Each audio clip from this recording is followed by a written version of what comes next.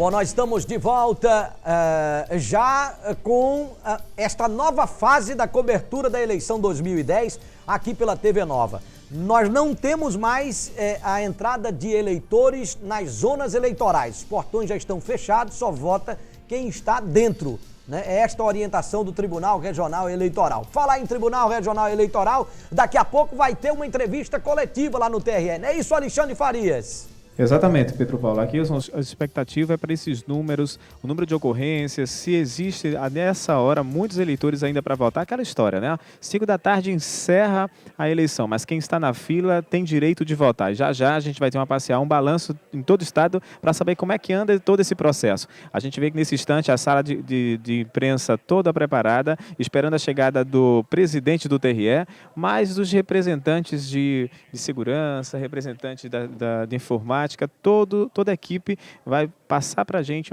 vai totalizar para a gente como é que foi esse dia de eleição. De imediato já se inicia o processo de apuração aqui no Tribunal Regional Eleitoral. A gente sabe que 100% das urnas funcionaram tranquilamente, havendo aquela reposição, como falamos agora há pouco, né, 246 ocorrências, foi o número que foi divulgado às 15 horas, vamos ver se esse número permanece.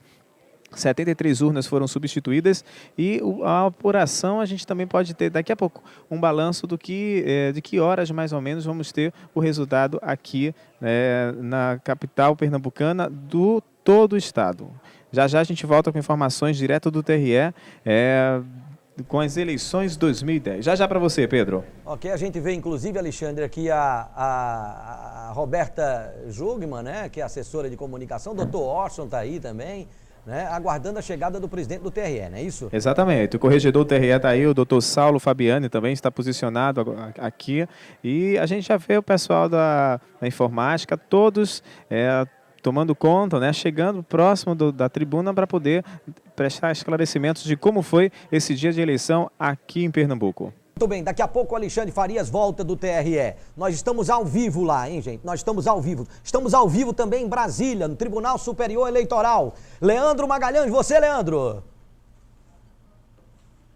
Oi, Pedro, 5 horas e 18 minutos. Daqui a pouco vai haver uma coletiva aqui com o presidente do Tribunal Superior Eleitoral, Ricardo Lewandowski. Mas antes, uma informação. Os dados, né, em relação ao presidente começarão a ser apurados a partir das 6 horas em função do fuso horário em outros estados, como Rondônia, Roraima, Mato Grosso do Sul, Acre, já que lá ainda está em votação.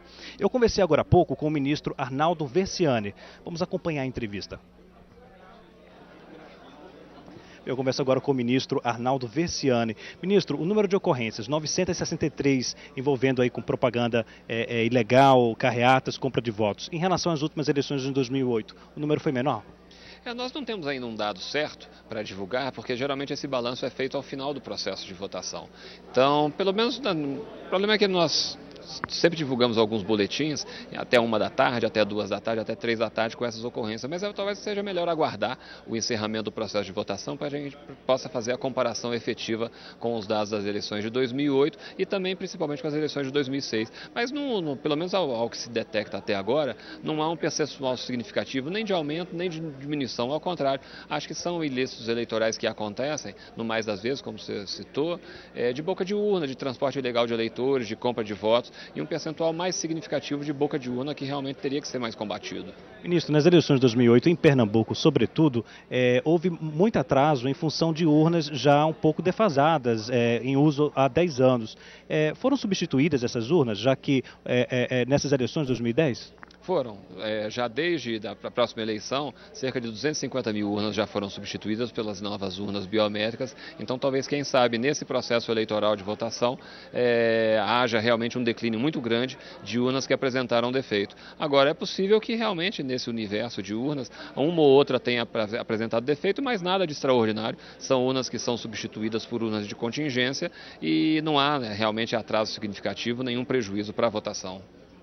Ministro, em relação aos candidatos ficha suja, como é que fica na hora da divulgação das informações, na hora da apuração que começa às 5 horas da tarde? Não, tanto em relação aos candidatos ficha suja, como também aos candidatos em geral que não tiveram seu registro deferido até a data de hoje. Todos esses candidatos, eles terão a sua votação divulgada, eles serão considerados nulos no momento da divulgação oficial, mas eles ficarão num processo de apuração em separado e cada um dos candidatos, ou partido político ou coligação, saberá qual a votação recebida por esses candidatos que tiveram seu registro indeferido à data da eleição. E todos esses candidatos, todos esses votos, ficarão aguardando o processo de registro para saber se eles serão computados ao final ou não. Vamos supor um exemplo, se um candidato ficou em primeiro, ganhou, mas ele é um candidato ficha suja, como é que fica? E o segundo vai ser diplomado, como é que vai resolver isso em tempo hábil? A gente espera que se até o final do mês, deste mês de outubro, nós consigamos julgar todos os processos de registro e se não for possível julgá-los, muito provavelmente todos eles serão julgados até a data de diplomação. Talvez só os processos de candidatos e que envolvem esse aspecto de ficha suja e que talvez fiquem na dependência de uma decisão definitiva do Supremo Tribunal Federal. Mas a gente acredita que dentro da normalidade, todo esse processo transcorrerá normalmente até a data da diplomação, não causando prejuízo nem para os candidatos a cargos majoritários, como também aqueles cargos para eleições proporcionais. Ministro, a última pergunta. Nas eleições de 2008, às 10 horas da noite, já 90% das urnas já foram apuradas para todo o país em relação aos votos para presidente. Esse ano vai ser da mesma forma? Tomara que sim. Tomara que os números realmente comecem a chegar a partir das 5 horas da tarde, possam começar a ser divulgados a partir das 6 horas da tarde, quando se informa o horário de Brasília, quando se encerra oficialmente a votação, e que esses números comecem a ser colhidos, a ser divulgados, e quem sabe aí até umas 8, 9 horas, ou até o final da noite de hoje, a gente possa pelo menos ter um indicativo de quem terá sido vitorioso ou se haverá segundo turno. Obrigado, ministro, pela entrevista. Nós voltamos ao estúdio. Uma entrevista gravada, agora a gente fala ao vivo aqui do Tribunal Superior Eleitoral. Enquanto isso, a gente aguarda a coletiva que vai ocorrer daqui a pouco aqui no mini auditório do TSE com o presidente do TSE, Ricardo Lewandowski. A gente aguarda e acompanha imagens ao vivo aqui pela TV Nova Nordeste. Enquanto isso, a gente volta aos estúdios da TV Nova em Olinda, Pernambuco. Pedro Paulo, com você. Para você ter ideia de como está a nossa estrutura em Brasília, vocês estão vendo aí o local onde se concentra toda a imprensa. Nós temos imagem da sala de entrevista coletiva, né? Como também temos aqui do Tribunal Regional Eleitoral. Olha, essa é a sala onde os pronunciamentos dos ministros, o presidente do TSE vai falar daqui a pouco e nós vamos mostrar ao vivo para você aqui pela TV Nova. Bom, o que foi votado, o que aconteceu hoje nesta eleição? Vamos dar uma passada aqui, dar uma geral, né, com os números desta eleição. Né?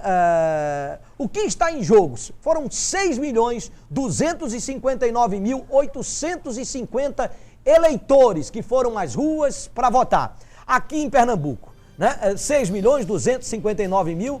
Em Recife, 1.143.364. Né? São as cidades onde tem o maior colégio eleitoral. Jaboatão dos Guararapes, segundo maior colégio eleitoral, 400.520 eleitores. Né? Olinda, 300.873 eleitores. 300.873 eleitores. Caruaru, 196.665 eleitores. Petrolina, 165.042 eleitores. 165.042 eleitores. Né?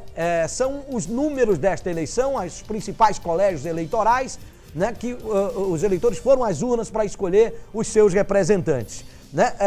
Ao todo, nós tivemos, para vocês terem uma ideia da grandiosidade desta eleição, né?